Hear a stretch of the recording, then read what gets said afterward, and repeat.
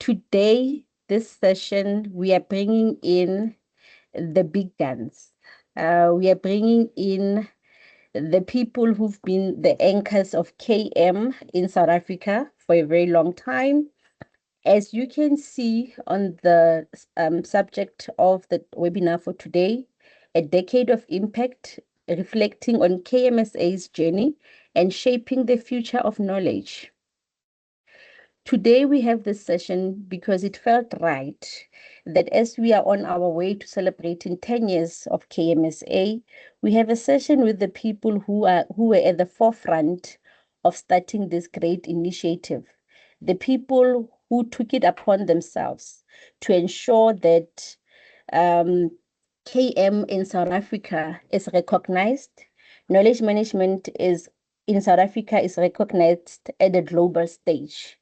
Today, we will be hearing from Ms. Elmi Bester, Dr. Refilwe Mabaso, and Mr. Kolane Chauke, who will be sharing the journey that they took for us to be here today, celebrating 10 years of knowledge management in South Africa. As we start this session, I would like to request that we all mute our mics. Please do not disturb the presentations. You will have an opportunity to ask your questions at the end of the session. Or if not, you can post your questions on the chat and our presenters will be able to answer those questions at the end of the session. To start off today with this webinar, I would like to ask Ms. Elmi Bester to come in and just give us a retrospective journey of KMSA, where we started and how that has impacted knowledge management in South Africa and also our footprint on a global scale. Elmi, over to you. Thank you. Yeah, thank you so much for putting together this session, Kelly, and all the others, and also for inviting me. It is indeed a bit of a trip down memory lane in some extent, 10 years. So I don't know if we can maybe just get a show of hands who've been at the 2015 event, the Knowledge Management Summit. That would be interesting to see who are with us here, who have also been at that event. You can maybe just share in the chat. Can you still remember? Let me just first stop sharing.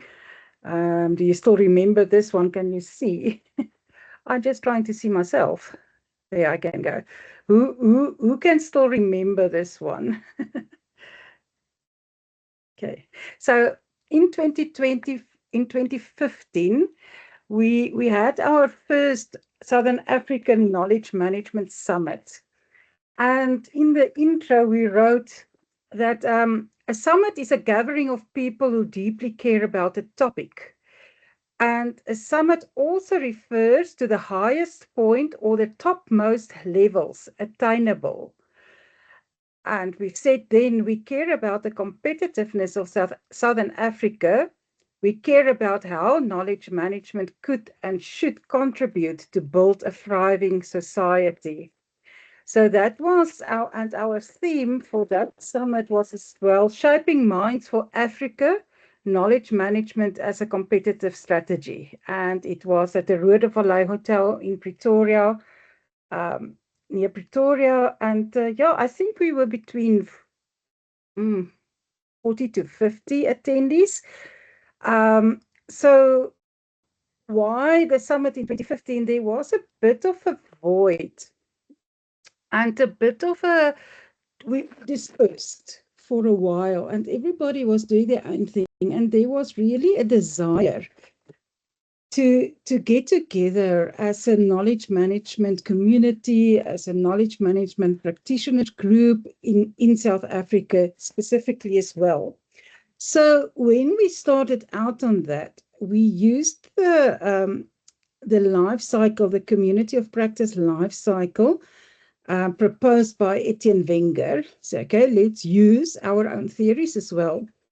And you say 2014 to 2016 was how do we bridge then from potential and move to coalescing? So the potential is people face similar situations, shared practice. We had to find each other again, discover our commonalities. And then the coalescence was about exploring our connectedness, defining a joint enterprise, and negotiating that community. Why 2014? I think it was in November or late October in 2014 that I started to discuss with people and say, let's bring the community together. In 2015, and it was still Professor Adeline Toy was also one of the key forces and collaborators in that time. Yeah, so, and then in 2017, that was then when there was a bridge again from the coalescence to active community. So that was when the KMSA was formally established. So that might give you an idea. And then we have at the end, there's always this interesting one, dispersed and memorable. Now, if you read this, it reads as if it's going through a single trajectory. I would more say that there are different people at different stages. The community is now mainly at the active, but there's also a memorable. The community is no longer central for certain people, potentially, but people still remember it as a significant part of their identities. And I think that is what was nice about having Judy Sandrock again at the conference and the Imbizo this year. And then the disperse. So these are natural cycles that we work with. But I think the key was that we worked with from potential coalescence into the active in 2017. So I'm just going to show you some of the artifacts that you may still remember, and just to take you through that journey as well. So this is just, we were a loose network. You can see there the emergence of a strategic purpose or intent, finding and recognition of our common ground, engaging issues on a communal level, redirection of attentions towards seeing own issues as a communal fodder, how their passions and desire for community can translate into something useful, and how do you get that and work with the energy from recognizing similar issues and contributions. So that gives you a bit of a frame of the process that we've worked for and the stages at that point in time. So in 2015, we had our first Southern African Knowledge Management Summit. As I've mentioned, we had master classes on day one. Then we had, it was still with Patrick Lambie, was our invited international speaker. Yeah, I'm just looking at the research and development. There was something about taxonomy, there was about social network analysis, there was about the whole issue of games and simulations. It's not what you know, a study of graduate job access in South Africa. And then we were also the pioneering and one of the first events that used SenseMaker as part of our journal in that event. And then I would just want to get one. There was a very interesting one about playback theatre by the BITS drama department. So in 2015, and then in 2016, we actually co-design our process, and I will go into that now. But who can still remember the olive tree? So in 2015, one of our sessions was, how do we re-author our knowledge management story? And it was facilitated still by Sonja Blighnout. And then at the end, the result of that session was that KM is like an olive tree. It's a sturdiness. If it burns, you can still see where it burned, but it regrow. You find a way to continue. And I know Professor Lambie was also very taken by that story. So after our first year, we left with that strong story. And Ronel Darfel wrote a very nice, and I couldn't find it now, I need to search in my archives, about knowledge management as an olive tree and the reflection on that as well. So in 2016, it was our second Knowledge Management Summit. So we then used this olive tree that came out. Remember, we are working with the potential and the coalescence to start to see what is this community, how they see themselves, how they define themselves, how they speak about themselves. So we've used then the olive tree to catch the learnings at that Knowledge Management Summit. And we said the roots were the current strengths in the knowledge management community, the leaves was the learnings and the insights growing during the summits, and the fruits were the actions to be taken after the summit to continue. And our theme for that year was to be the difference. So during the summit, and those of you who were there were various points in where all the participants were invited to share their learnings and insights and everything on this tree as well. And there you can see some of the images. You may ask why the wine bottle is there. That was an interesting difference between 2015 and 2016. The wine bowl were 3 times in 2016 that it was in 2015. Now, why I say that was interesting, you could see in 2015 the evening event and after the socialization almost was not yet as ready. While in 2016, as I said, the wine bowl was 3 times, and that was an indicator that this community was finding that connection and that relationship as well. Right, here's some images. That is from the 2016 one. We worked with many formats, many designs, lots of experimentation, but the key for us was the collective and the collaborative sense making as we were coalescing, moving from potential to coalescing as a community. Here is from the knowledge cafes, where people had 5 or 7 minutes to present their case studies, and then we broke up into cafe-style conversations to delve deeper into those case studies. Okay. Here is from the playback theatre. As I that I did a masterclass at our pre-conference workshop in 2015. Then we brought them in, and they were an integral part of the whole second summit in 2016. We work with this facilitation of, and it actually worked with embodied knowledge, the playback theatre, who were we and what was our identity. And so they elicit stories during the event. We actually worked with the group until this part we say, okay, what are your stories? And then they would play it back. And then the participants could say, no, change this, that one should act differently, so that we can imagine and discover this community and our sense of identity, moving as knowledge management professionals and as a community of knowledge management professionals. Okay. Yeah, that was quite fun. So then in November, this was, I think in August, or was it May? The first one is in May. I can't exactly remember when the 2016 summit was, but then in November, it was the launch event. Refilway organized it. I can't exactly remember where it was. And yeah, then I just presented also a brief overview and background. And if you take a moment to read 2015, that was what the people said. You know, it was just that finding your people surrounded by knowledge management practitioners in the same struggle towards recognition makes the load lighter and gives hopes towards the future. Just like with innovation, you need to be patient with KM.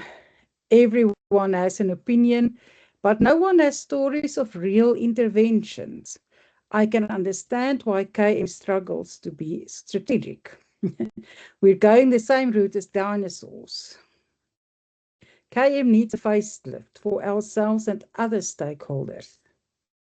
Same old conversations that had been in KM since the early 2000s. When will we start thinking differently? So that was in 2015, May 2015, our first summit. Then in our second summit, through that process, we worked towards what do you think should be the purpose of a knowledge management practitioners community in the next year? And what was said was to unearth true best practices, to rapidly accelerate the advancement of the field. Remember, that came from the participants in that summit. Promote better understanding in companies of the advantages of knowledge management, troubleshooting and peer support, KM practitioners group to represent the discipline, learn from each other, and find innovation and experts to make the concept of knowledge management an automatic everyday occurrence.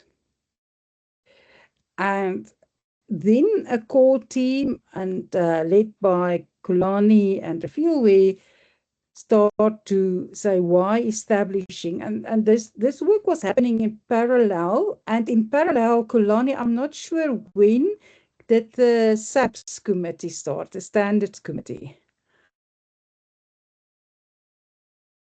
started.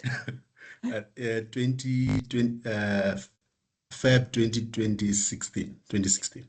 Yeah. So in early 2016, then there was the establishment of the KM Standards Committee with SAPS, so South African Bureau of Standards, and there was work to establish a KM Practitioner Society. And you can see their presenter was Refilwe Mabasu.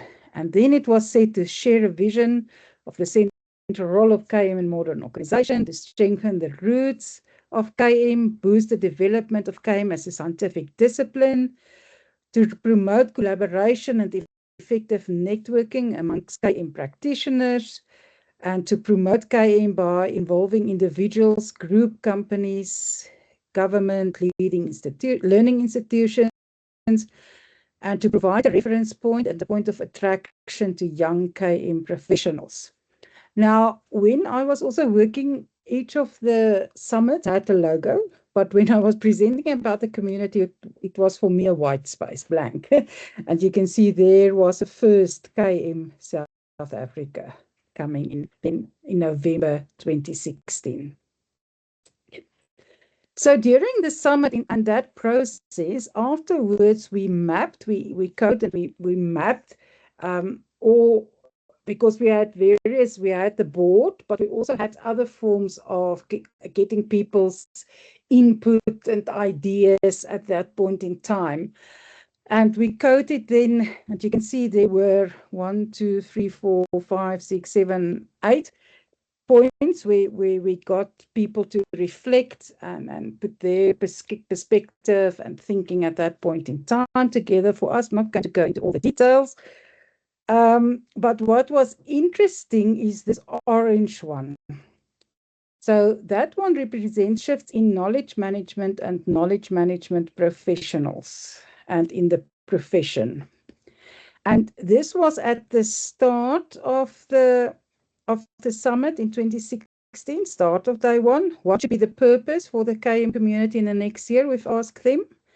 And then at the end, we asked them, what were your the fruits from the olive tree, commitment to action, what is your take-home messages, and what is the messages that you want to share with the KM community? And what was interesting in that process, where we started with a big yellow to unearth true best practices, it shifted to the KM professional and reading then the narratives behind that there was an increase of the will to change, even though it was not one of the top 5 purposes selected for the community on the previous slide. The strategic intent, what people arrived there and show up there, shifted from best practice to change, evolve, growth, innovation, success, and to signal that there could be a sense developing that the solution for the value challenge, that is the value of KM, will result from from within this community, ownership, we need to be the change. So that was in 2016. I have put this again, and sorry, it's very blurry. I need to get a better one. But what we also put together with the 2016 summit and our shared vision then that we've worked was professional development, what is our purpose, knowledge sharing and collective learning, and social capital. So that were the 4 threads that we also worked, what that we took from the 2015 summit. We worked with these 4 threads during the 2016 summit, and those then started to go through to the establishment of Knowledge Management South Africa. Yeah, so this is a very short and brief flyover of those first years. In 2017, and we had the first, I don't know what we've called it at that point in time, if it was already in BISO, but that was the first one then under the auspices of the Knowledge Management South Africa. Refilwe Kulani, please help me. Was it already in BISO in 2017, or was it only in 2018 that it became the Imbiso? Yeah, so this is a flyover. Yeah, and I still believe in this one. I've also shared that at the launch event, that people don't believe that you tell them. They really believe what you show them. They often believe what their friends tell them. They always believe what they tell themselves. And what leaders do is they give people stories they can tell themselves, stories about the future and about the change. And that was also something that I've worked with as we've designed and facilitated those early knowledge management summits.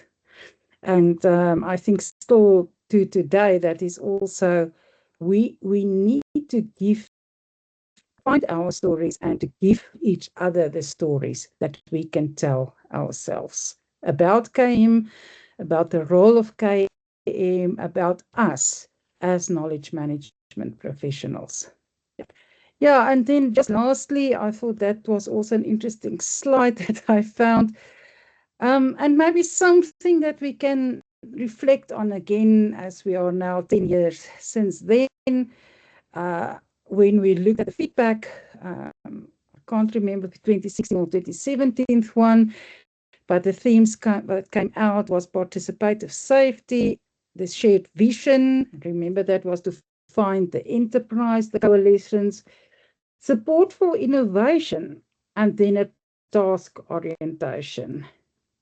I'll give you a minute or so to just look at the details here.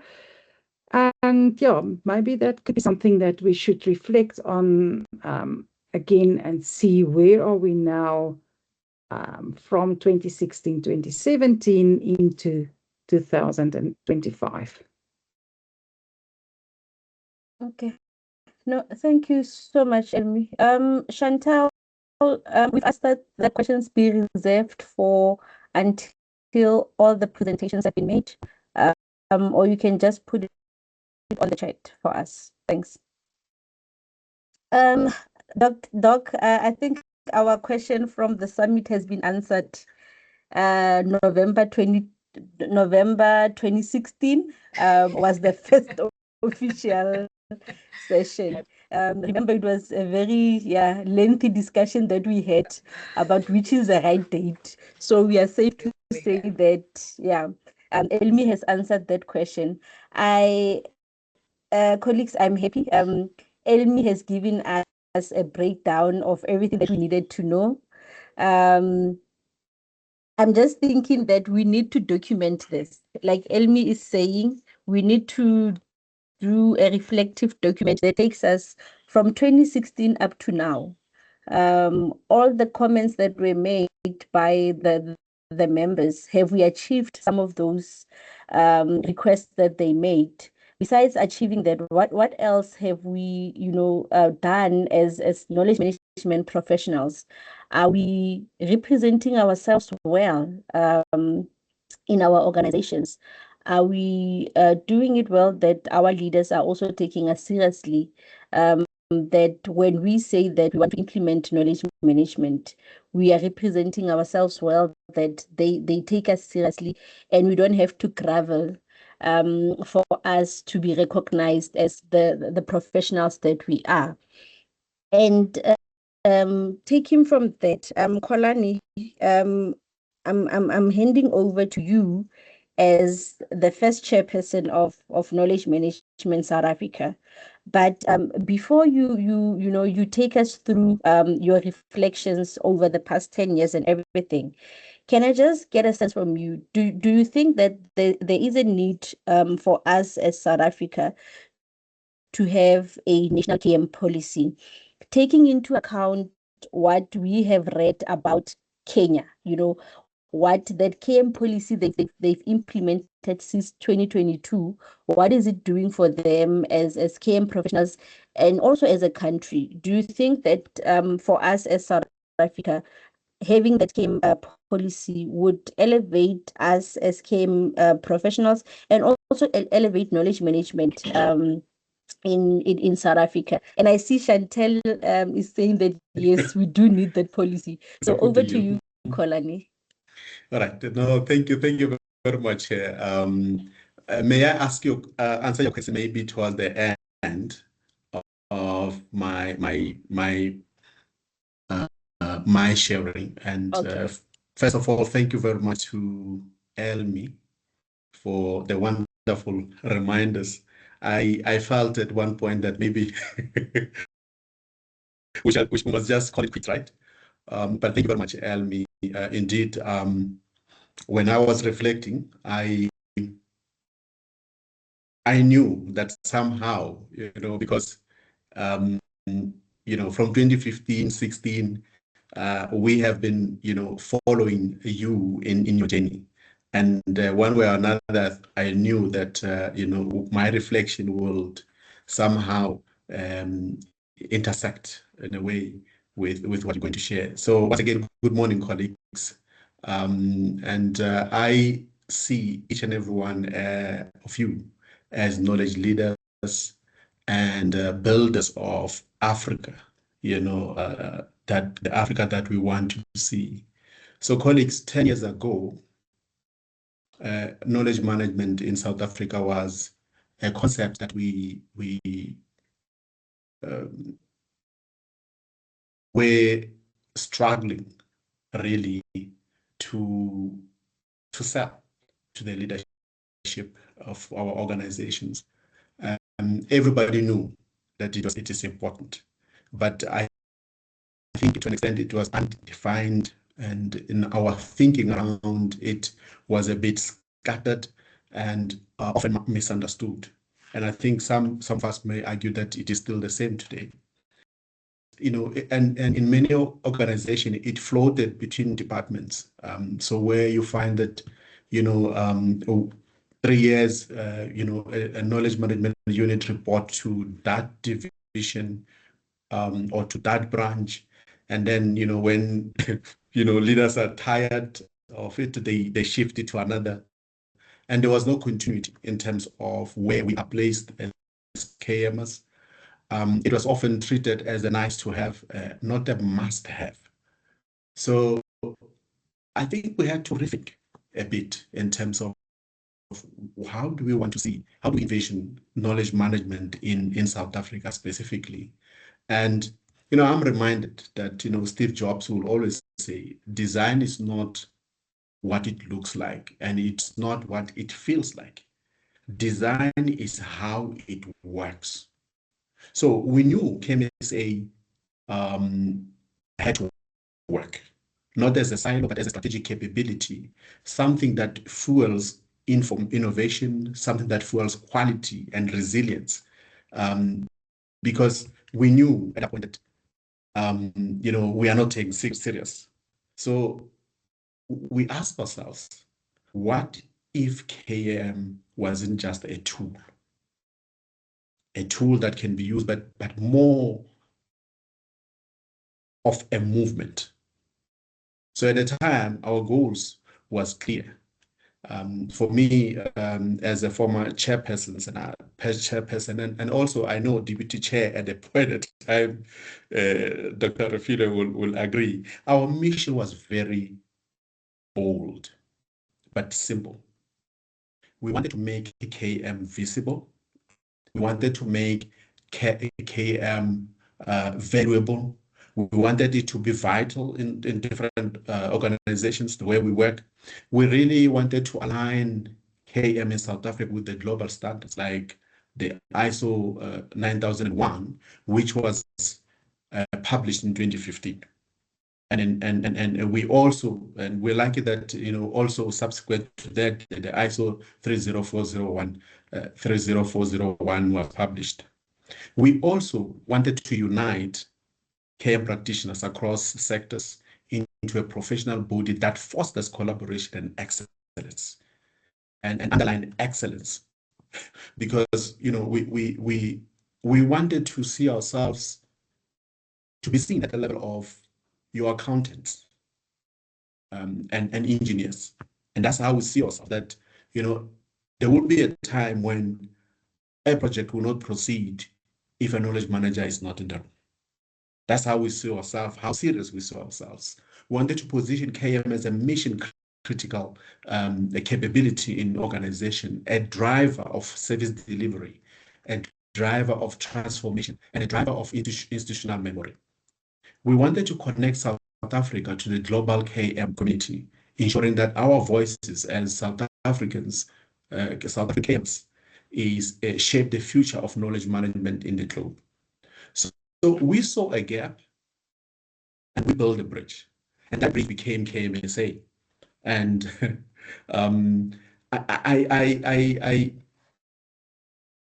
I just have to take a pause, to honor someone really who helped us to shape our path.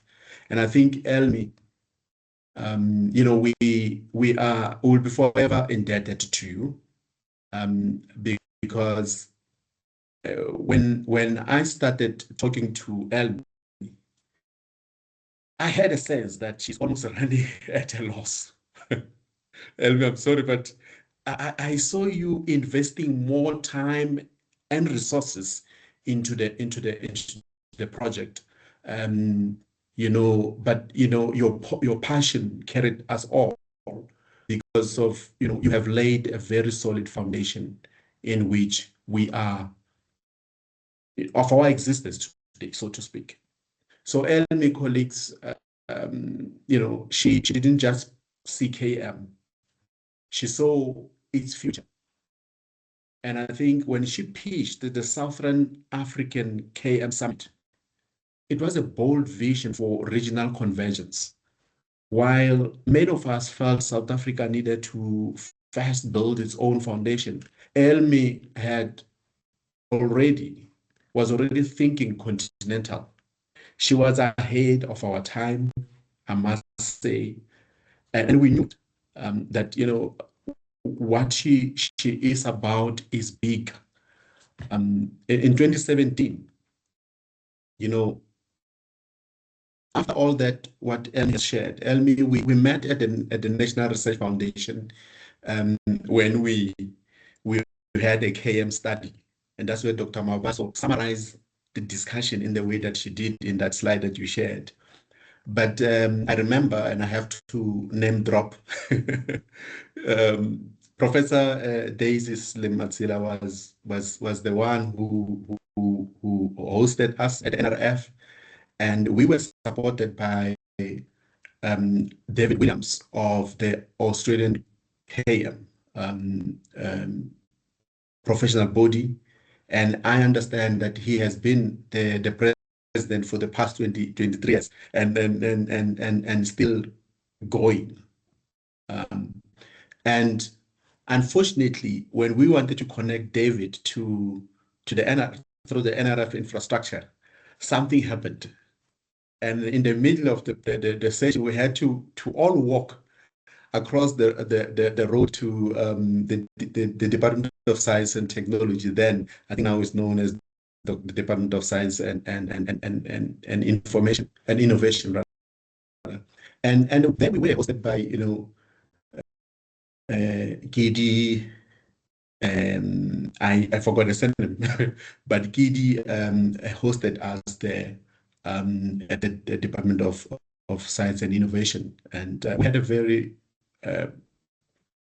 very strategic discussion. For the first time, I've seen knowledge managers coming out in numbers, and then some had to fly from Cape Town to that KM study. And I think really it was the first time that we met and talk about our profession in the serious sense, and with the hope that we want to really build something that will represent all of us, something that we can hang on as the community. So fast forward from that July 2016, we had a session. We appointed, call them representatives, volunteers who were going to put together the constitution and other things that has to do with the governance of this new establishment. And we met at ATNS. Dr. Refilo Mabaso hosted us. And when I say hosted us, it means that, the venue is free, the refreshment is free, and everything that comes with it, including the pens and other items that we needed to use. But it is in the ATNS that we have really conceived the KMSA that we see today, and we envisioned it as a knowledge management professional body by knowledge managers for knowledge managers. So we saw a bit of democracy in play, in that we didn't see ourselves as people who are there to fulfill our own personal agendas. We wanted to really do it for the community. And when you show the olive tree, it reminded me that I always believed that when you plant a tree, you hardly sit under that shade yourself.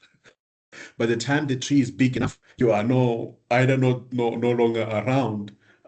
So we saw ourselves as people who were also planting that olive tree, for the shelter of the ones coming after us. And in 2017, Elmi, I also want to remind you that when you make that comment, that people don't believe what you tell them, they always believe what they tell themselves.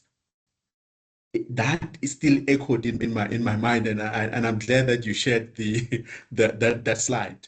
But what we should do as leaders, Elmi taught us, is that we need to give people stories they can tell themselves. So that's how in 2017, Elmi, we ran it as the last Southern African KM Summit. So it was branded as such. And I still recall that your view of the summit was to give people stories they can tell themselves. You wanted to empower people to see the stories to tell, because often I think when we call on people to say we have a webinar or a KM Imbizo, we struggle sometimes to get people to tell their stories, and we know that they are great work that so and so is doing. But when we invite them to say, please come and tell your story, people are still shy. So we are not yet there, Elmi.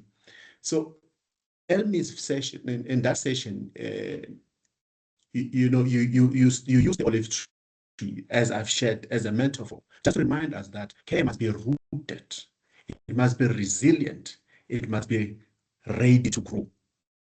And that may stay in my mind. And what that olive tree says is that if you want this olive tree to really give you the kind of fruits that you want, you really need to do something. You need to prune it at times, and you need to water it, you need to fertilize it, and all those nice things. And that's what happened with knowledge, particularly the explicit knowledge. that, when you have it in whatever container of any sort, if you don't go back and review it, classify it, um, you before you know, you only have millions of rot in your system, something that cannot be used by anyone or appreciated by anyone. So the other thing that I also want to share is that we did have some challenges. We had some challenges, and building KMSA wasn't easy. KM was misunderstood. Said we had to advocate for its relevance. And Dr. Mabaso knows that when it comes to stakeholder engagement, we knocked in many doors. But one door that opened when we were looking for resources was a VW company. They provided us with the infrastructure. They provided us with technologies. They provided with the office really where we used to meet. But more than that, also they introduced governance. Some of us we served as board of directors for the first time in the KMSA, and we have to be taught a number of things that we needed to do, things that we need to factor out. Especially when it comes to the Constitution. In our mind, it was going to be an easy 1 week discussion, but ended up being a long discussion where we think about how we run the organization like a proper organization. So we didn't fumble to fail, we fumbled to learn. Momentum was fragile. And I remember some came early and left quickly, but those who stayed really to build. And so one will say, but Kolani, what stand out for you in the whole KMSA's journey? The defining moment for me, colleagues, there are a few of those that stand out. But I just want to say that I'm reminded that, at that point, we needed to consider whether we should make the change ourselves or we should wait for somebody else still to come to make a change. But we decided that we're going to be the one to make the change. So the first defining moment for us was, as we have already shared, is that recognition of KM as a discipline by the ISO 9001 quality management system was a defining moment for us. Because in its 2015 version, it defined the KM requirement of organization to handle organizational knowledge in 4 phases. That it must determine the knowledge necessary for the operation of processes and for achieving conformity of product and services. And that really stood out for me, in that an organization is required, according to the quality management system, to determine critical knowledge that is necessary for the operation of the processes and the product and services. And I wonder if any of the organizations where we come from have done so now, to determine the knowledge necessary for us to be able to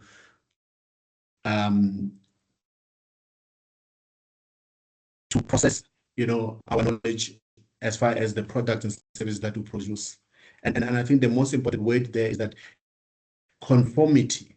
So if I produce a television today, I need to keep all the knowledge about the television that I've produced. But the knowledge that we're talking about in terms of producing a television is not the guide or the step-by-step on what to put after what, but it's also to make sure that you determine who are the people who are critical in producing the television. And when you say I'm looking after your knowledge, you must also look after this person. So you must maintain knowledge. You must make it available to the extent that, and you must consider the current organizational knowledge and compare it to the changing needs and trends. And lastly, it says you must acquire necessary additional knowledge. And those four elements for me always, I think it really has position knowledge management. But in South Africa, we also then in 2015 December, rather in 2015 December, we lobbied the South African Bureau of Standard to say, let's start a technical committee, TC 170, on knowledge management, because we can see that, you know what, without such standardized approach, everybody seems to be doing whatever that they want. So as I indicated, we had 2017 where the study meeting, and then we moved on in 2018. If we consider 2017 as the last Southern African KM Summit, in 2018, that will have been our first ever, a KM convention. And I remember, Elmi, that we said we haven't summited yet. Maybe we need to talk about a convention or a convergence of KM practitioners to enhance speed, scale, and sustainability. And that's how we branded ourselves in terms of the convention that we were supposed to do. And I remember. 5 more minutes, Mr. Chauke. Oh, thank you. All right. So yeah, but that was 2018 when we had our first KMSA conference, as it were, and we called it Imbizo. And at the same time, the other defining moment for me is when we joined the global KM network. And fortunately, Dr. Mabaso also joined the meeting, in India, where the global KM network was held. And in that, colleagues, it gave us a view of what's happening in the globe. I mean, for the first time that we're connecting with the likes of India, Japan, Russia, and the US in those committees. And I just want to say that other defining moment for me was in 2020. Colleagues, you remember the digital resilience that we have to enjoy during the COVID times, COVID-19 we used to call it. And why is it a defining moment is that for the first time, we had to run a conference virtually. And there were a number of things that we had to figure out.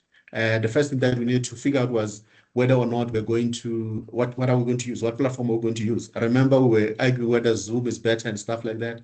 But we decided on MS Teams. And I think we were one of the first organizations that have to adopt Teams for such a conference. And the reason being that South Africa is a Microsoft shop in a number of ways, and most organizations are using Microsoft Teams, and we adopted it. But it was a big challenge because we also need to think about now all of a sudden people are having this session while they're at home, while we are dealing with all sorts of things. So the resilience that we have sustained during 2020 for me was something very significant. And it is at that time that I handed over the baton to Dr.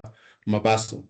So colleagues, KMSA didn't just grow, it evolved from concept to a community, from a local to a continental, and from a vision to impact.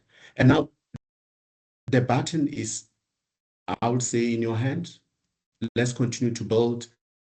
Let's continue to converge. And I've been given 10 minutes, right? 5 minutes, you said. But I just wanted to say that you asked me a question in the beginning of the session to say, Kolani, what do you think regarding whether or not we need a KM committee, not a policy, a national policy? Why do we need a national policy for knowledge management? Chair, I believe that we have made two mistakes. Dr. Mavasa, you will correct me. I believe that we have made two mistakes. One is that we've always championed KM from a public sector perspective. Where we had a framework, but only for public sector, and everybody else have to do whatever they do we do our own thing. And I believe that we need a national endeavor around knowledge management, discipline in South Africa. Similar to something like POPIA. POPIA does not only apply to private sector or to public sector. POPIA works because it requires the nation to respect personal information, whether you're in public or in private sector.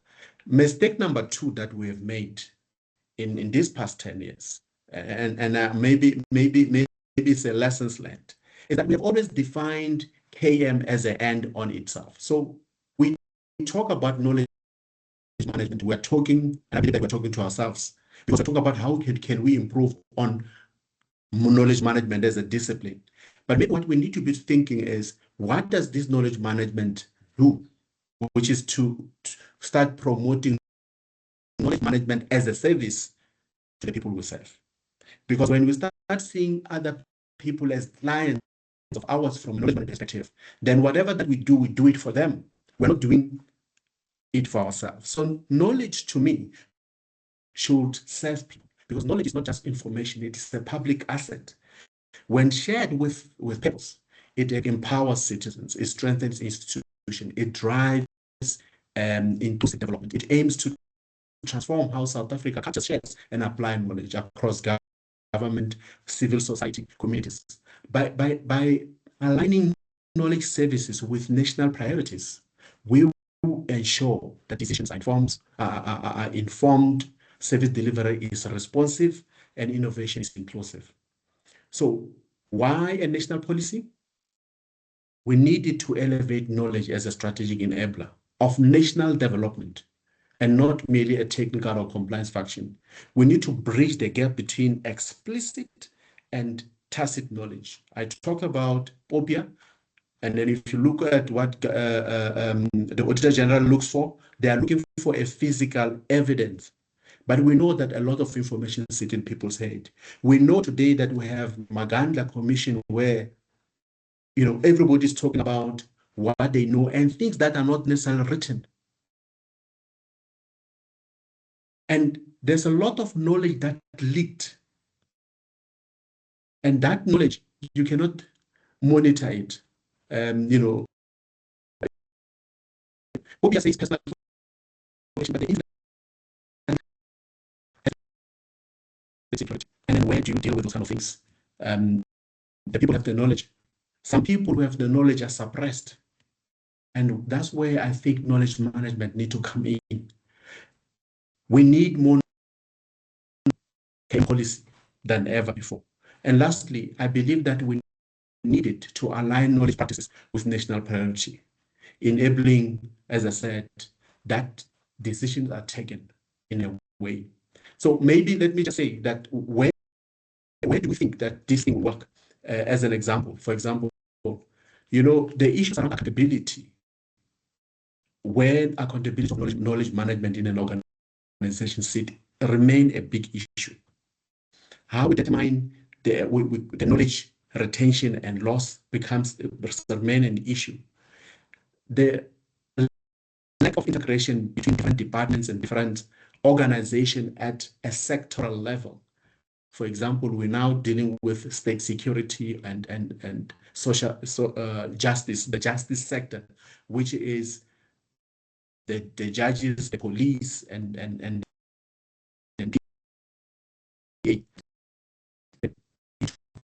sharing knowledge in order to arrest the crime issue that we have in the country. So I think there is a place for knowledge management at a policy level, and I think we need to take it out of, we must stop looking only at government as the solution. Thank you. Thank you so much, Mr. Chauke. And to think that you wanted to run away from me and not be part of this panel. But after the nuggets of, wisdom that you've imparted to us, I'm glad that you finally agreed to be in this panel. To your last point, the NDP actually does recognize, it says that it recognizes knowledge as a critical asset for development, innovation, and building a capable state. But what have we done as knowledge management professionals to ensure that that statement that is included in the NDP, we use it to our advantage. We use it to influence policy. We use it to assist our colleagues at the DPSA to advocate for us having that national KM policy. So I think it's something that we need to reflect on as KM professionals, and not, like you are saying, not give all the responsibility to this develop departments like your DPSA. We also need to take responsibility and say that we are here as KM professionals. This is what we can do, and also try to influence that policy. I also would like to in her absence, thank Viwe from Gautrain, when she saw that the King 5 report was being updated, when she sent out that call to us as KM professionals and said, guys, let's give our inputs. Let's see how we can be included in this report and also be part of this revolution. So we're just hoping that, the inputs that we made have been recognized and put into that document. Dr. Mabaso, coming to you, like Kolani was saying, you've traveled, you've interacted with a lot of KM professionals across the globe. What can you say to us and say, guys, this is what I've seen in these countries. This is how they're doing it, and this is how it's working for them. How can we, as South African KM professionals, take what can we take from those organizations and implement this side? Why now is it showing Kolani as Dr. Mabaso? Why is Teams doing this? Guys, am I the only one who's seeing Kolani instead of Dr. Mabaso here? No, from my side is Dr. Mavaso. So I'm still seeing you, Kolani. no, Anyway, you're yeah. not. Dr. Mabaso, you can just come in and give us your reflections. Thanks. Okay. Thank you so much, Chairperson, for the opportunity. But you gave me a very difficult one. I think I shouldn't have agreed. This is the time I realized I made a mistake here. Especially having to come and respond to your questions after the two giants that I've presented, that is Elmi and Kolani. They've covered everything as far as I'm concerned. They have, became so clear about where we come from. Actually, I got some goosebumps and a bit of tears as they were presenting and reflecting on where we come from. I hope I'm not going to repeat what they have said. And more than anything, I try to actually add one or two things. We one thing that I need to also to emphasize from what Kolani on and also is the for KMSA, it was basically to say we want to position KMSA as a strategic leader within KM, within the various industries and sectors, and in terms of saying we want to advocate for knowledge management, we want to ensure that knowledge management is positioned at the right places for right purposes and for right reasons, and not only positioned but to become a strategic enabler for any organization. And we then took it upon ourselves to say ourselves, but for everyone who really wants to be part of this family. And we've seen that happening. As Kolani said, we evolved. We never stopped growing. We never refused to change. We never wanted to look back. And I'm so excited because as we continue to hand over the baton, the same momentum continues, the same energy continues, the same excitement continues. So that basically tells that when we had the vision at the beginning, it's sustained. It is sustaining, and perhaps even if it changes, it will be changing for better rather than going backward. And we were deliberate and intentional from saying we're not talking about being in South Africa only, but we are talking of being international. And when opportunities presented, we will literally make sure that we don't see ourselves just participating virtually or so, but participating even in the physical form. We took out our monies. We never even went out and say, let's fundraise, let's do this. We literally got back into our pockets and we traveled. We attended to those conferences. And when we got there, we didn't go there as individuals, but we went there to say, I'm here to represent KMSA, and this is what we're doing as KMSA. And that's how we got into the global world and to be present in the global space and also to be recognized. And I want to believe that our recognition is not about KMSA. I mean, it's not about myself as Refilo or Kolani or Elmi as an individual. We've always made the brand to come up first, then obviously our names are cited. But the fact remains is that the global space for us is just to make sure that we learn, because we believe that in the global space, a lot they've been trendsetters, they've been the cutting edge, they are catalyst of most of our knowledge management frameworks, methodologies that we learn from them. But in return, we are now at a point where we're saying, what else can we actually take out to the world, to the global space, from Africa, from South Africa, to say this is what we have done, and that's what. And we do have stories to share. I mean, if you look at we are amongst a few countries who have a knowledge management framework which was developed and championed by DPSA, and many countries, we make reference to that in our travels and in our presentation when we are invited to say, as a country, we are now having a knowledge management framework that we make reference to, especially for those who are in the public sector. And secondly, for us is actually to make sure, I think the other thing, there was a lot of excitement, and I think out of the excitement amongst ourselves and the learning from the Elmis of this world was to say, if you want to bring that value proposition for attracting membership, for attracting attention, you need to have, because these are, as I've mentioned earlier, these are the people who are chanting the theories, the methodologies, the frameworks, and which are basically inviting them to conferences. So we took advantage of that. We invited a number, we've got names, big names that we invited to our conferences, and we also attended their conferences by going overseas to say, let us rebuild this partnership and be part of their movements. And that has actually made us to grow individually and as a collective, and also for the organization. So we will remain. And when we went out there, or when we are going out there, we go out on the banner of KMSA and again of SADC, because we will always make reference to Botswana. We will always make, because we did attract a number of neighboring countries to join us, and they've joined us. Some have attended most of our conferences. We were like, even this year at the Imbizo, we had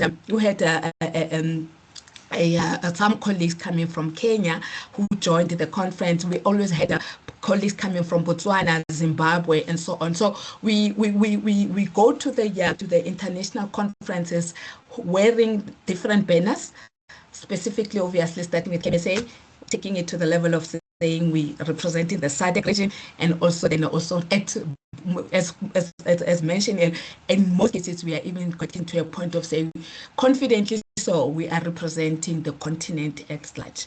And I think for us, more than anything, is sustaining this kind of leadership, making sure that, for instance, today we are amongst the very first few countries who chanted the way forward, and also what we are actually celebrating as the KM Week. With those discussions, when they started, we were part of the discussion to say we need to make sure that as a world we celebrate knowledge management, and when the crafting and the discussions around what is KM Week, how it's going to be done, and how we should actually celebrate knowledge management per country, per individuals, per company or organization. We are part of those discussions. Kolani sat in some of those working groups and so on, and that's where we are today and celebrating, hence this reflection. I think we've always been deliberate, and we also became intentional in what we are doing. And as I've said, the exciting part of it to me as an individual is to say that that excitement continues. It actually is growing. And Chair, if you don't mind, I've prepared just one slide that I thought I want to share as part of the reflection with everyone who has attended. So I'm going to share, this is what I prepared, and I thought this is going to give us a very good reflection, and they're partly covered by Elmi and Kolani.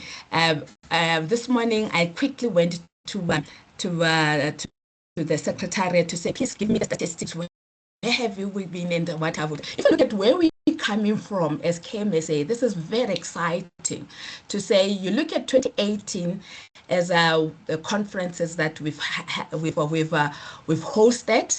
and where we are. We started with no corporate membership. We only had 6 members, and I'm sure amongst them is myself, Kolani, and me, and yeah. I just did not dig deeper in terms of who are these 6, and I'm definitely sure that the office can be able, and I know for a fact Adriana was one of them, and perhaps we'll get into the actual names, who are these ones. But then we sustained, we didn't look back. We said it's fine, 6 means a lot. It's not about numbers, it's about the impact, which I believe that's why we are still here. We went to 2019, the numbers grew. So the numbers have been growing, and please ignore 2025 because the office confirmed that they haven't consolidated the numbers. So the numbers we are seeing in 2025, please ignore them. Let's just work up until. So if we look at 2024, we see a good growth in terms of what? In terms of our numbers with regards to Imbizo, which I think that is basically our flagship. If we know, all of us, we all look forward to Imbizo. We've delivered very amazing and exciting Imbizo setting for the past few years. And more than anything this year, I'm sure the numbers are going to be more as soon as they are consolidated, and they will be shared as soon as when it comes to the 2025, looking at how it went in French this year. But then again, you're looking at our practitioners, the numbers dropped a bit, but I think again, there is that confirmation that 2025 we've got a greater increase in terms of our numbers. So for me, this reflection shows that there's sustainability, there's growth, and there's possibilities amongst us as practitioners and also as corporate, and then let alone even for our Imbizos. And we know we've seen that growth again in some of our various initiatives or activities. I thought maybe let me just as a reflection, some pictures that we've often, the heavyweights that we've interacted with. At some point, you'll remember, Elmi, we had a session at CSR with the Professor Zhu. We know Professor Nonaka,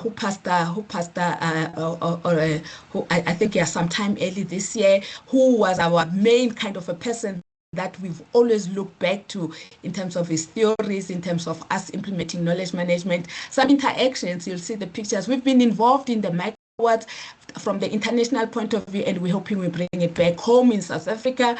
The boards, the different types of boards that we've seen coming in and out, and which we've sustained about our governance side of it.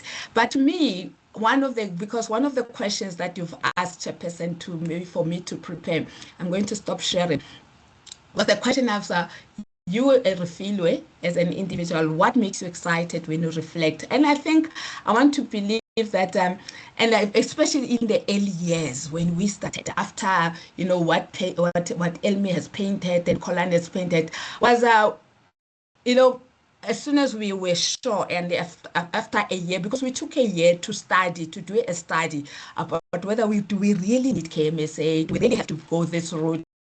And we visited a number of, we went to SASA, we went to Liasa, we knocked to a number of doors to say, where can we get a home where we can talk about knowledge management in the country for different sectors? But unfortunately, the reception was not as exciting as we thought. That's why they ended up. So let's study about this. As academics, as professionals, we just didn't wake up and just decide we needed this. So we took a full year where we did this study, and the outcome of the study was certainly, because there was a survey, we did the analysis, and the outcome was saying we definitely need an association, we need a home, we need somewhere where we can actually have our conversations and grow together. And the exciting part of it is we knew we all are working, we all don't have time, and we had that opportunity of being introduced to VDW, and thanks to Adriana for that, because that itself gave us more confidence. As Kolani mentioned, that from that point we saw ourselves as board members. From that point we saw ourselves as people who can make decisions, who can be trained to understand governance side of it and how we do it and how you actually make sure that we sustained ourselves. So the support and also the guidance, the leadership that we received from VDW has made this association to remain strong. It's one of the pillars that we'll always hold on and believe in saying that without this, we wouldn't be able to execute this amazing and great and professional imbizos that we have every year. Without KMSA, we wouldn't have been able to execute the webinars, managing some of the list goes on and on. I'm sure colleagues you'll understand. Also, the issues around the professionalization that was mentioned earlier on, that we're still striving to ensure that we confirm and have that, wouldn't have been so successful to this point without the support of VDW. The issues around making sure that we've got our own awards, the rewards and recognitions that we've seen in every year's Imbizo that are also being presented. So some of those things we've got confident of presenting and making sure that we acknowledge our members. We provide that kind of acknowledgement to say you have made it, and let everybody be part of it in terms of it is all because of that kind of support. And I think more than anything, the partnership and the stakeholder relationships, we still believe in it. And I want to believe we're not going to look back on that, because we have realized that our just striving and being deliberate in making sure that we have relationships with universities, and they're not only one universities, but obviously the degree of involvement varies. And we have seen the likes of University of Pretoria coming stronger in terms of support and in terms of making sure that they strengthen the value proposition for knowledge management in South Africa, whereby for the very first time last year, this year, by the way, it's still this year, we presented a very solid and worthwhile conference with a stream of the academic papers being presented, which they will be published. I'm sure perhaps they have been published. I'm not sure if I must have lost us. I possibly lost some timelines around that. But that itself has given us the strength. We now still want, and we still have a long way to make sure that we strengthen that that pillar of stakeholder relationship with regards to the various sectors, the various thing. For instance, we don't want to remain in the public sector only. Yes, we are very strong from the public sector point of view, but we want to actually make sure the private sector is also coming very strong. The SOEs, the NGOs. At some point, we had a very strong presence of the NGO sector, but I think we can still resuscitate that relationship, those relationships. So, Chair, in terms of making sure that as KMSA we remain strong, we still have to strengthen our training and development. We had some plans around there, but I guess because of some other reasons, there has been a slack and a slow movement of moving towards ensuring that the training that we really wanted to provide to members happens. It will still be considered, and I think it's becoming very clear, whereby everybody, when we talk and find out what is it that you are interested of as members, they all come with the one area of saying training. Can we get more training coming from the association? And that's something that we can also look into. So we to a large extent, we have established a well-structured and efficient kind of a organization with regards to making sure that as KMSA we sustain, and we have another 10 years, and then maybe we're at another 100 years, and it just continues to evolve naturally, organically, without it being around a particular individuals, because it's not about an individual, it's about making sure that the organization sustains beyond our generations and more generations to come. And I think the last thing that I've also prepared about my reflection, also again trying to avoid to it's also about for us, one of the things that we made sure that we don't lose focus of, it was around making sure that we sustain the our communication. We possibly didn't do best, we possibly not the best of the best. We're still not yet the Rolls Royce, but I think to a large extent we are comfortable in terms of how, and we do have potential to grow beyond that in terms of our social media presence. And our social media presence, it's not because we don't do it from KMSA, but it's because of members don't interact. I do see posts coming, but we don't engage members. As members, I don't know whether we are shy or we are not confident in engaging, because great posts do come.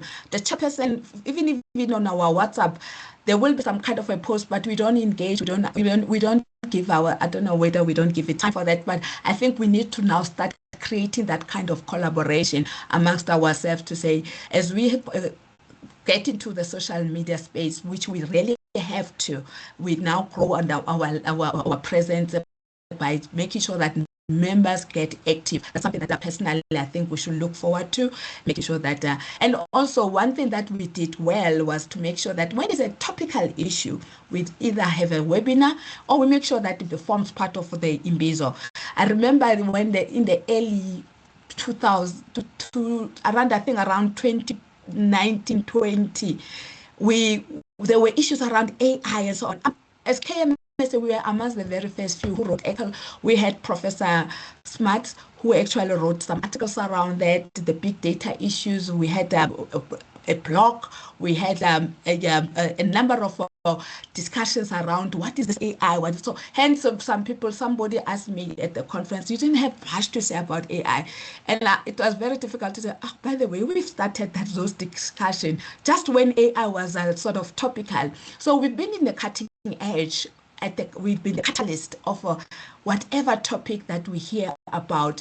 KMSA will bring it to the discussion, will bring it as a webinar, and will even take it to a level of an Imbizo. So we should not stop that. Yes, perhaps we must sustain some of these topics. For instance, the AI one, some people still talk about it. We spoke about it 3-4 years ago. So now it's becoming more topical. People think we're avoiding it. We're not talking about it. We spoke about it. We had so much about the AI that now that everybody's talking, we go to every second conference, it's about AI. KMSA spoke about AI 2-3 years ago, because we knew we were in the cutting edge and we prepared ourselves and we brought it to the members. So, Chair, one of the most important things is let's continue with that. Let's not look back, because we remain so current even before the others. When some other industries and sectors come with a topic, we've already exhausted it from the KMSA point of view. So we've got that challenge of saying, perhaps we are too fast for the world out there, but maybe we should sustain. Let's not stop being too fast and being in the cutting edge and being in the forefront, but let's rather perhaps sustain those discussions, because when we don't talk about them, some people think perhaps we are behind. No, we're not behind. We've done it. So we're just moving faster than the others. So we've done quite well as KMSA, and I want to believe that as we move towards making sure that we make the circle bigger. I think that's one thing that we also need to make sure that we make the circle bigger, we get more members, because that's where we actually can also sustain, obviously, from the point of our membership, and also making sure that we get new knowledge, because sometimes if we're not getting new people coming and recognizing the new knowledge of all those who are coming and joining us and giving them an opportunity to share their knowledge with us and learn from them. So, Chair, I think that's how far I can go without repeat. I can repeat what they've said, but I will avoid doing that. We're very excited, and we're still looking forward to the new leadership to take us even beyond and way above where we have gone. Can I leave it there? Yes. Thank you. Thank you so much, Doc. Thank you, thank you, thank you. I think that the three of you have captured our journey perfectly. I'm happy that we had this discussion, as we are going to start a new, a new decade as from next year. I'm happy that this discussion was had, and now people can understand where we're coming from. What also our achievements. There have been challenges, like you have stated, and how you tackled those challenges. Now I think it's an opportunity for us to open the floor for questions. But I think before we take questions from other colleagues in the webinar, just one question that I have, I think for all three of you as the panel members. What I just want to to ask is that as we are approaching this 10-year anniversary of KMSA, where do you see us going? Just just give us your vision based on what the goals that you had at the beginning of starting KMSA. Where do you see us going? And what suggestions can you give us to stay relevant as KMSA and forward thinking? That is my question. And after that, I would open the floor for questions if we can have hands. Thank you. And can I also ask that whoever is asking a question, they can just turn on their camera so that we can see who's asking the question. Thanks.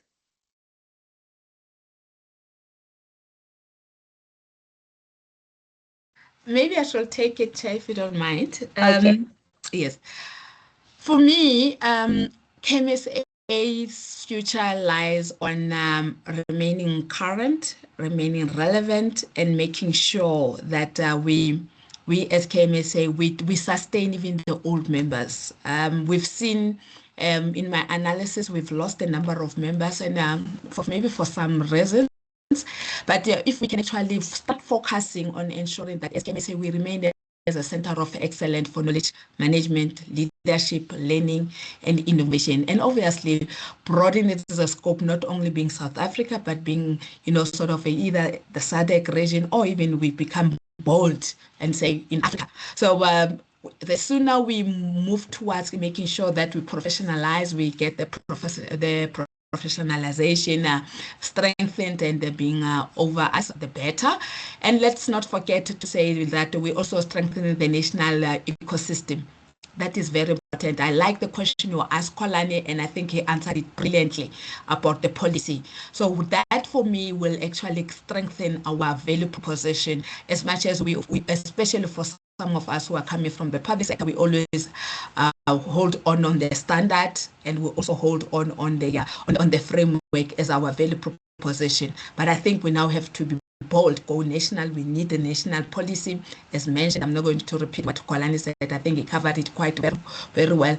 I think when it comes to technology, liberation technology, that we are very comfortable. I mean, as mentioned, we were amongst the very first few from the association point of view to adapting to getting into the virtual space, into getting into making sure that we host a conference. We didn't skip any conference because of COVID, but we were very much adaptive in terms of making sure that we use the digital platform, we host the conference. So if we can continue again, making sure that our global collaboration is strengthened, moving from the KMG and the KM for development, all those associations will become very active, and not all of them are needing any financial, registration or membership, so we can even still enjoy and learn from them, and hopefully they learn from us. I think that's how I can cover it. Thank you so much. Thank you so much. Elmi, do you want to Yes. also? Okay. Yeah. I think I want to link on to Kulani's when he was reflecting and say that it was KM championing from a public service perspective. That was also one of the points that I've made, the public sector, the commercial one. And for that, thinking back to the process, I think KMSA will do good to take that back into the coalition stage and to find a shared enterprise with the commercial and the public sector, not the public, the commercial and private sector world, and to see what is that joint enterprise with them, and to bring them in. I'm not convinced that it will be successful to not take that dip back into the coalitions. So that is the one thing. The other thing as well, when I was going through and thinking about our agendas also in the earlier days, and it is a natural evolution and in the process, and Kulani also referred to to define KM as an end in itself. Also to have more cross work with other disciplines like organizational development, like innovation management, like strategic management, and also to be more open on that and to build the shared enterprise from that as well, but also our discipline and our practice in that sense. Yeah, and then the last one I think is also the whole tacit knowledge thing, but we tend to focus on the known knowns in our worlds. What about the known unknowns and even the unknown unknowns? So how do we broaden that perspective and then bring in and strengthen our practice in that sense as a community? Yeah, I will leave it for there. Yeah, all right. I will Well, thank keep you. Maybe some I for can just come later. in. So, you know, when the both of you were talking, I became a bit animated on my side, very excited that, but indeed the policy, yes, but also the other thing that I'm thinking is that I think at one point we wanted to drive sectoral KM strategies.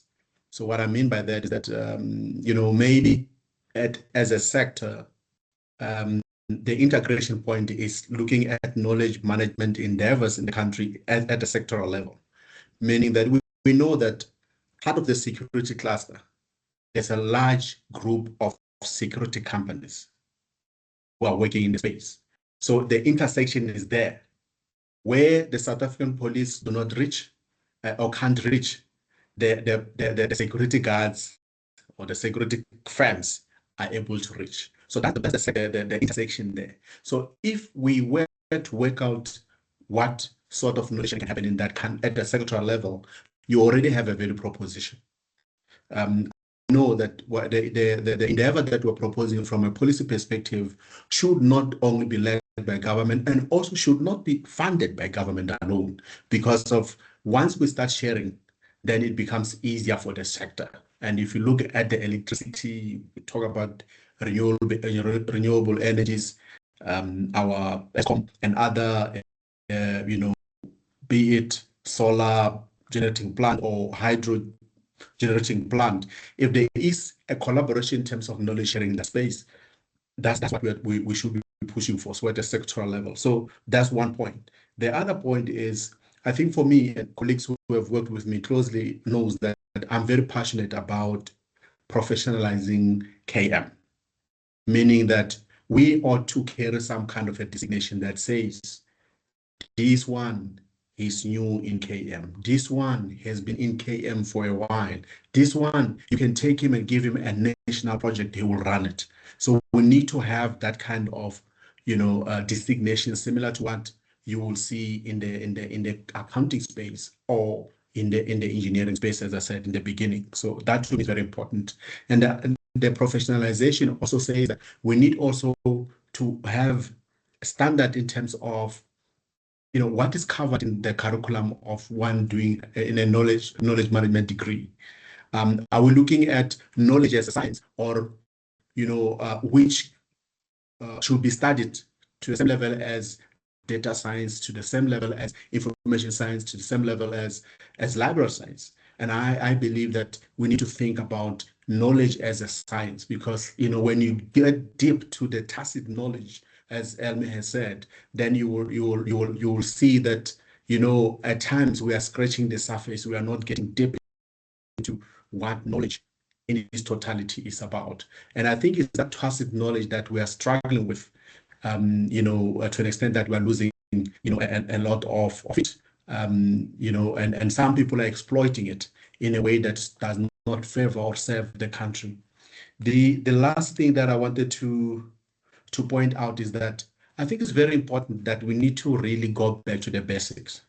And I know Elmi and Dr. Refilo Mabaso, you are trained in terms of information management. The taxonomies and the knowledge graphs is what will bring us together. Because when you start looking at knowledge graphs, you know, technology, and I'm not an expert, but I want to challenge you colleagues to start looking at, you know, going back to the basic and say, but in our structuring of our content, do we have a proper library of taxonomies so that we'll be able to label these things so that these things are easily accessible and discoverable by people. And I think we should not shy away as knowledge managers to go back there as well to make sure that, yes, we talk tacit, but once that knowledge has been captured to some kind of a content library or database, let that database be clean, let that database be up to date, and let that database be useful to solve the problems that we're facing as a nation. So those are the points, but also, Chair, you want to know what else? For me is we really need to champion this, knowledge management endeavors in the continent. And I think you have started, but I'm thinking that there's less publication. I'm guilty as charged from a publication perspective, but we need to see more publications coming from Africa because we are fed by different continents. But some of the challenges that we're dealing with here are no longer a problem in Europe. They are no longer a problem in the US. They're no longer a problem in China. So we need to think about how we exploit our indigenous knowledge system to benefit us. And I think Rudolph, in our recent conference, he reminded us that there's so much rich in what we have as what we have inherited from our forefathers. However, we are not exploiting that. The only thing that we're talking about is how to capture it, but we are not saying how do we exploit it as KMS. And I think I'll challenge you colleagues to lead the way on that. But thank you very much. Thank you so much, Kolani, Doc, and Elmi for that. Do we have any questions for our three presenters? Okay, so while we're still waiting for hands, okay, Hein, you can come in. I'll read the questions later.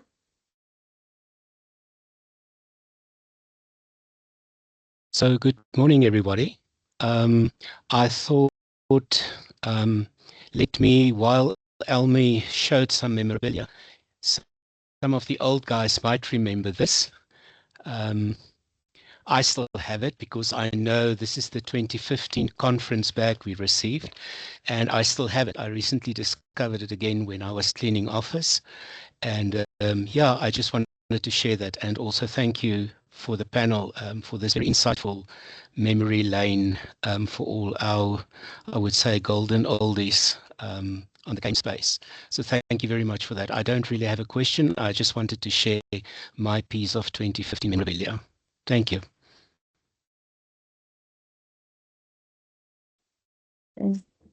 No, thank you so much, Hein. So the questions that we have one from Damien. He's asking about our involvement in KMGN. And then we have one from Rodney. He wants to know what support can KMSA provide to his organization as they're starting their KM department. And then we have one from Chantel. Does KMSA offer mentorship program opportunities for KM Masters graduates who wish to apply their research and theoretical knowledge in real-world environments and build a career as KM professionals? Okay, I think I'll answer the question from Chantel. Chantel, at the moment, we are working on having a mentorship program as KMSA, but I think most of us have been participating in the global one, which is also run by KMGN. They have a mentorship program that they have been running, and most of us have participated in it. So our program, I think, might be running from next year once we have put the concept together, and we have also identified our mentors. But I think besides that, there are a lot of professionals or experts in the platform that you can approach to mentor you while we are still waiting to formalize the mentorship program as KMSA.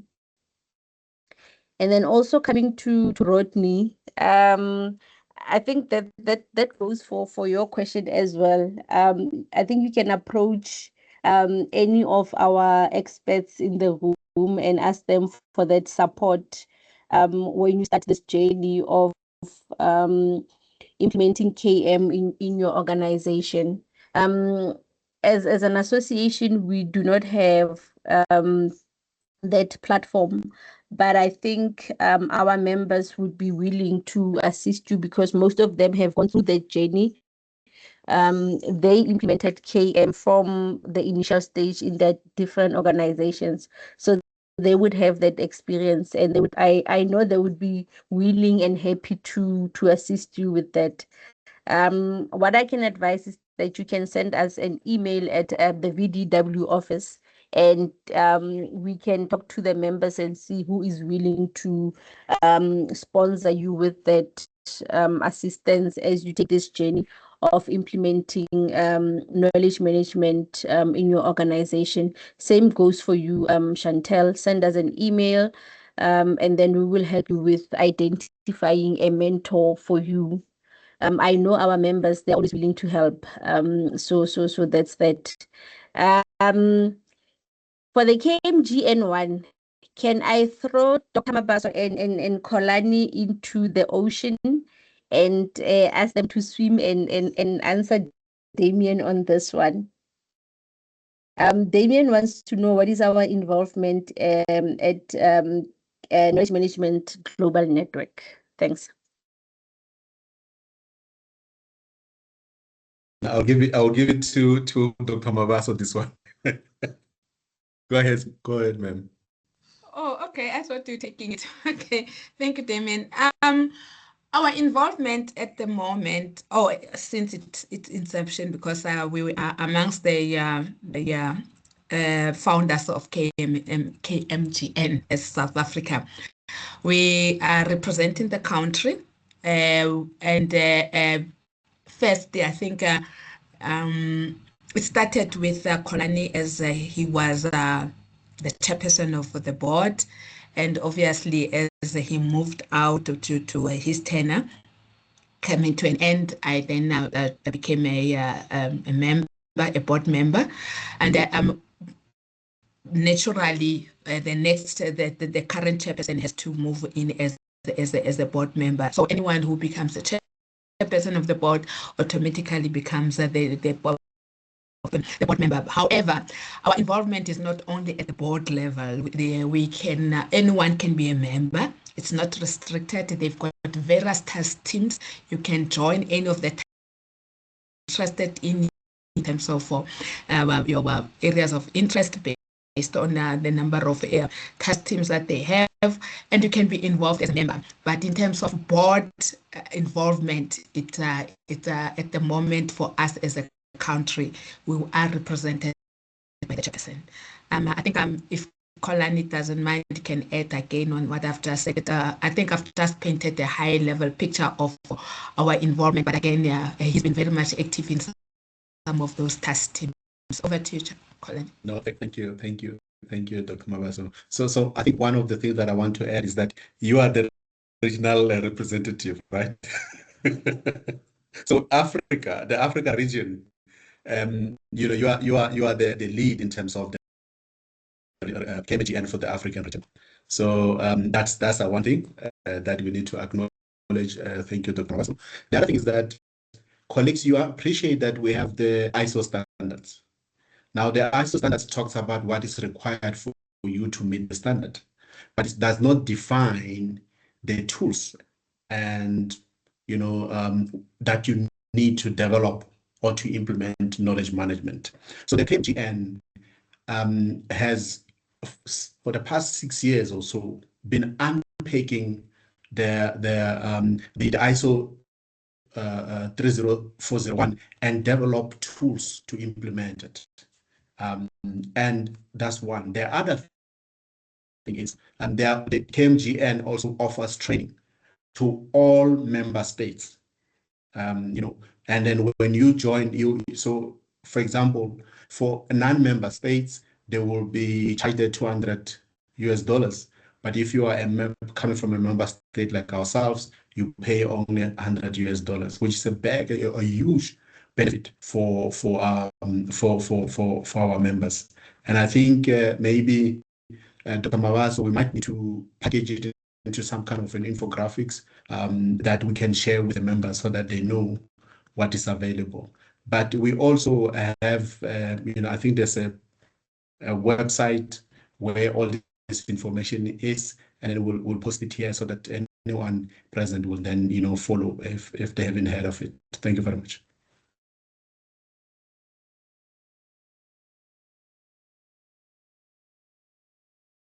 No, thank you. Thank you so much. Okay.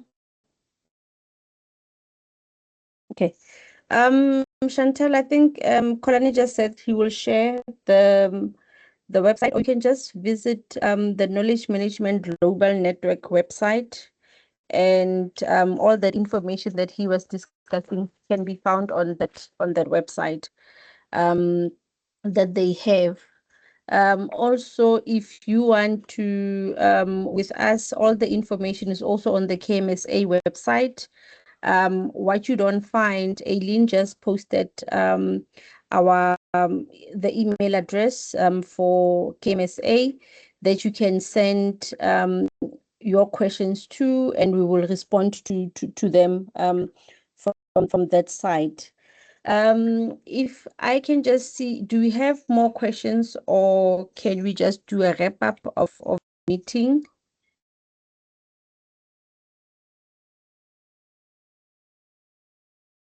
Okay. I actually had one last question for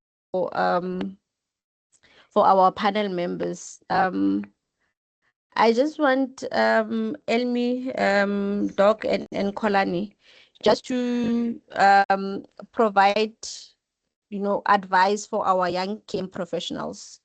What is it that you can advise them as they are starting this journey and coming into the KM space? What is it that they need to know, and how can they overcome the challenges that I think we've all faced, so that they don't get scared and run away from the profession, because we need them to take over from us as we, of us transition out of the profession. So what advice would you provide to them? Thanks.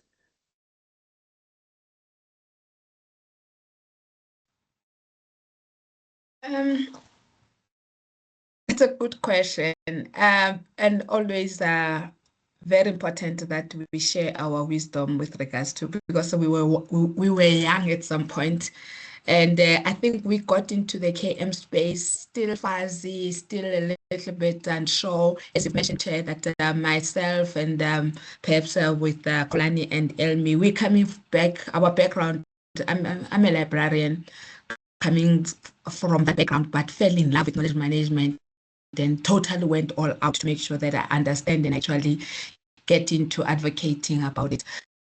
So it was very fuzzy, extremely fuzzy by then. But what made me to come to a point of saying, I love this, was the fact that I love challenge, 1, 2, and I love to be to get to a point whereby, I can look back to say, I started here and it was difficult. But today, I don't want to call myself an expert, but I can be articulative about the subject. I think that's what it's important, that as a young person who's getting into a territory that perhaps is still fuzzy, still not sure, you love it, you've got passion, but you're still confused about it, sustain, don't look back.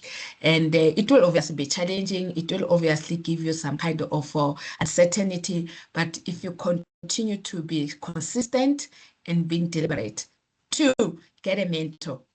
I think for me, I survived because I had a very good network. Mentors such as Elmi, Judy, Kolani, the list goes on.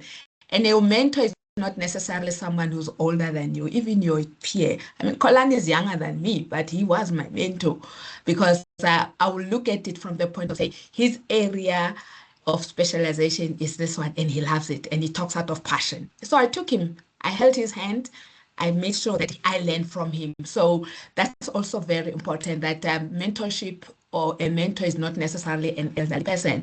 And also keep closer to those who are singing from the same hymn book, the likes, I made sure that the likes of Jeanette and the book and including our chairperson, I hang around them because that's where you get wisdom, you understand, and benchmarking case studies, because knowledge management, in my view, is a very practical discipline. So keeping very close to, and also not forgetting the theory part of it. Hence, I still keep friends like Marty, Professor Mens, because those are people who are actually in the verge of understanding what theory says, the frameworks I say. So reading, being involved, making sure that you have a strong network that you can always call to say, I've got this, how do I go about it, or this is how I thought I want to go about it, what's your view? And make sure that you are proactive all the time, and make sure that trial and error, don't feel bad when you've tried something and it doesn't work. Go back, never give up. It is how it is, and it will definitely. And as I say, with knowledge management, it's not one size fits all. So today you try this, it doesn't fit. But when you try it again after 3-4 days, it might fit or it fits. So that's how knowledge management is all about. So keep on trying, keep on excelling, and keep on learning, and learn from the others, because that's what is important. As KM, it's all about learning. Thank you very much, Kelly. Thank you. Elmi? Thank you Kolani? so much, Refilwe. I don't have much to add. I just want to say, stay curious and learn, be brave and be enterprising. That what she said, and so stay close to people that you can soundboard with, that you can find ideas, but also sometimes you say, oh, it's just not working. What can I do? And then in the business, you come into a business, and one of the ways that I find more and more is to listen to what keep people awake at night and work with those pain points or those aspirations in your organization. And you can also see then from there what if you feel that they don't see what should keep them awake at night. But I think we tend sometimes too much to convince people rather than say, how do we create a space so that together we find the spot for knowledge management in the organization, and for you, Kulani said, to evolve and to have impact. And it's a journey. It's a journey. But to say, be brave, and if you fell off, get on it again and just continue. Thank you, Elmi. Kolani? Yeah, thank you very much. So I think in KM I will advise that try to understand what ISO 30401 talks about, because that to a certain extent should become your background information. The ISO 9001, and if you Google these things, you'll find them. Understand what's contained in there and try to benchmark your knowledge against that. And then also try to understand the South African legal framework on information data and data management. It's very important as a knowledge manager that you must understand the rules there, because you might be doing great work, but if you neglect the legal framework, you might find yourself in danger. And I want to advise that, get your hands dirty in there. And I support both Dr. Mabaso and Elmi in terms of try to understand the business of the organization you're working for. meaning understand how the organization makes money and lose money, and understand the processes that are making the organization to lose money. Because if you do that, then you understand what value add you're gonna make in the business. And for me, appreciate the technology advancement. We often say technology is not the answer to everything, but we also know that we should not be left behind when it comes to technology. Be the first one who knows about things in your organization. So that's that. And I mean, for anyone who's joining knowledge management, I'll say then the last one is the slogan, just do it. But for the older KM experienced KMers, I have an advice for you as well. So we are known to do knowledge harvesting when people are leaving the organization, when people are retiring. We go in there, do knowledge harvesting, package these things, and put it somewhere in the database of some sort. I want to challenge you, colleagues, that one of the things that we need to focus on is how do you ensure tacit knowledge sharing while a person is in the job? Because I think that is what is required, because sometimes the documents that we then put together as KMS and hand over to different teams does not necessarily make the desired impact. So I'm challenging you, colleagues, and that we need to start looking at tools such as the job shadowing and the mentoring that Dr. Mabasa talked about, that we need to structure those mentoring formalize them in such a way that we are able to display or demonstrate to organizations the impact of such. Thank you very much. Thank you so much, Kolani, for those encouraging words for our younger ones. To Dr. Mabaso and Elmi, thank you so much for allowing us to learn from you.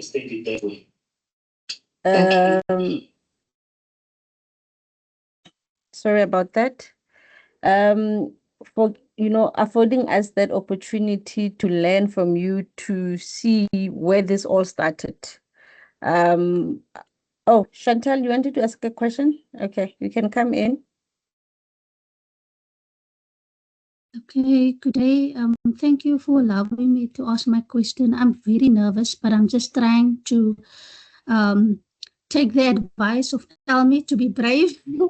Yes, I wanted to ask, so for us who are still coming up as graduates, is there maybe specific webinars or workshops that you, as an organization, create for us to be more engaged with the panel members who are more seasonal in this kind of work?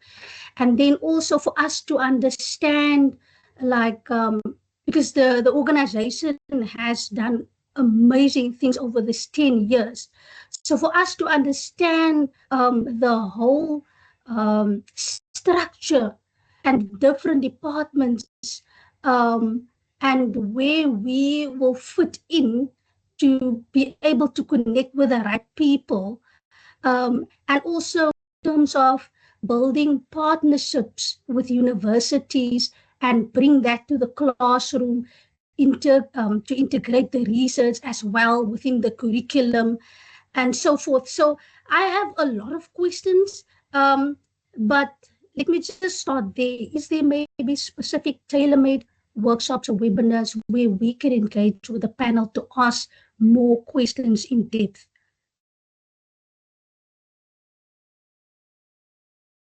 Okay, so Chantal, we don't have that at the moment, but I think we are always open to suggestions from our members on what we can bring into the association.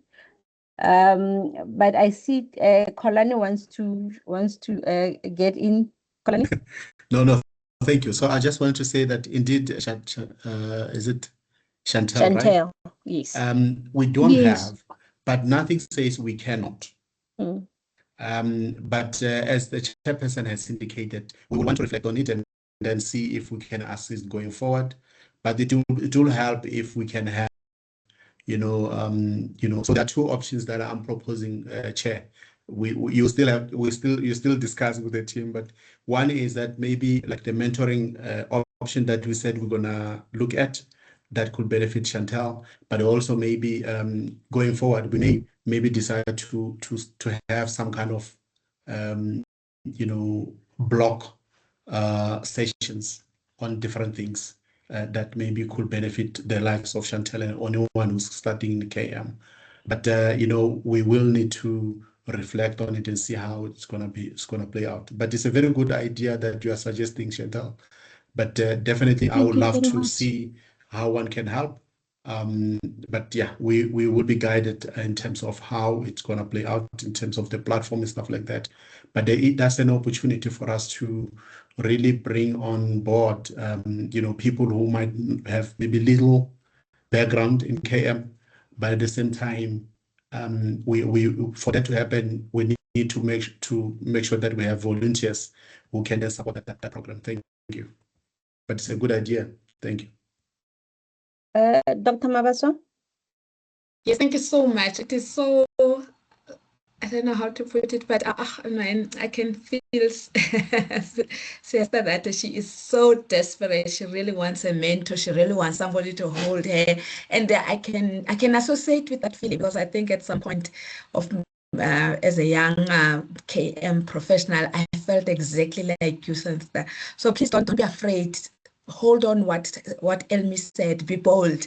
And I'm sure the chairperson will actually assist you if you can maybe privately talk to her while we are waiting for the formal program to be announced and also launched. So don't wait for that, but please be bold, talk to her. She will direct you to who to talk to and who to help you in the meantime. I can associate with how you're feeling, and good luck. All the best.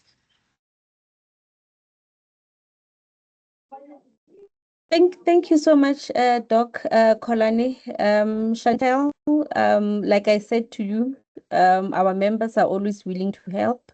Just send us the email at VDW and we will take you in the right direction. Like Dr. Mabaso was saying, I will help. I will find you someone who can assist you in this journey that you are taking. We've all been there. Like you as well, I'm coming from a library environment, but I had people around me who guided and assisted me in my transition into knowledge management. So it will be selfish of us if we don't do the same for you and guide you and walk with you in this journey. So please send that email and yeah, we will sort you out. We will sort you out definitely. In the absence of questions, and we are at the end of the session, I would like to say thank you so much to our panel members for coming in and doing this reflection with us. As you all can see, KMSA has come a long way. Like Kolani and Dr. Mabaso and Elmi said, there were challenges, but I think they managed to walk the journey nicely. We wouldn't be here if it wasn't for the resilience that you had when you came across all the challenges and decided that you are going to take this association forward and ensure that the ones who are coming after you can benefit from the work that you have done as the founders of KMSA. So I would really love to say thank you so much to you.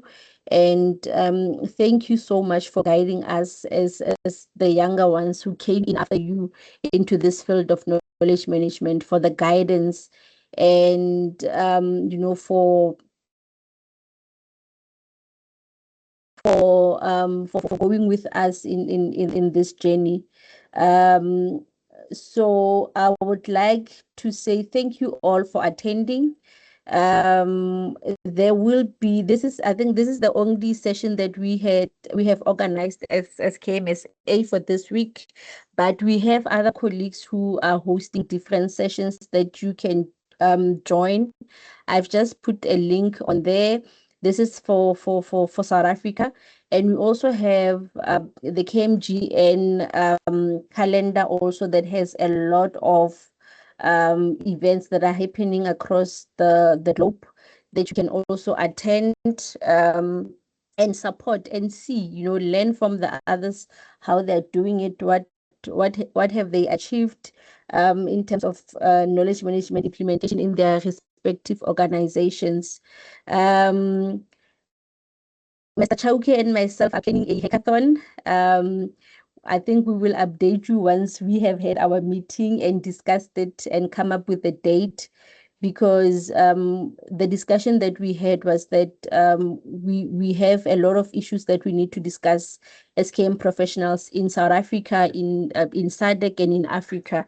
So if we were to have that hackathon, then we can see how we can help and what issues are coming out of the session.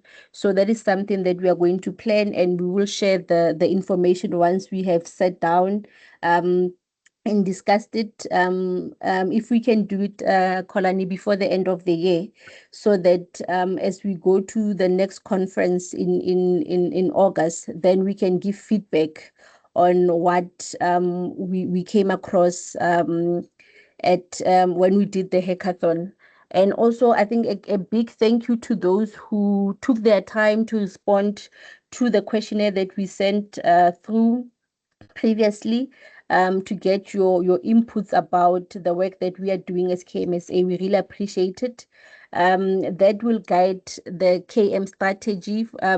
the KMSA strategy for the next 3 years.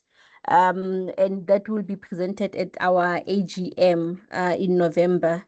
So thank you so much for taking your time today, sitting with us for these 2 hours, and listening to our KMSA journey. And we look forward to seeing you again at our next sessions as KMSA, and keep supporting each other. Keep mentoring, keep the collaboration going, and also look out for our special edition from the conference, which will be out in November. And also, let's keep publishing. Let's publish our work. Let's publish our case studies. Let's share what we are doing as KM professionals in Africa, in South Africa, in SADC, and all areas of Africa, so that our work can also be used in universities as references. So thank you so much, everyone, for attending this webinar today, and I look forward to interacting with you at our next sessions. Thank you, and enjoy the rest of your day. Thank you so much, and bye. Thank you. Thank you. Thank you, everyone. Bye. Thank you. Bye. Bye. Bye. Thank you. Bye.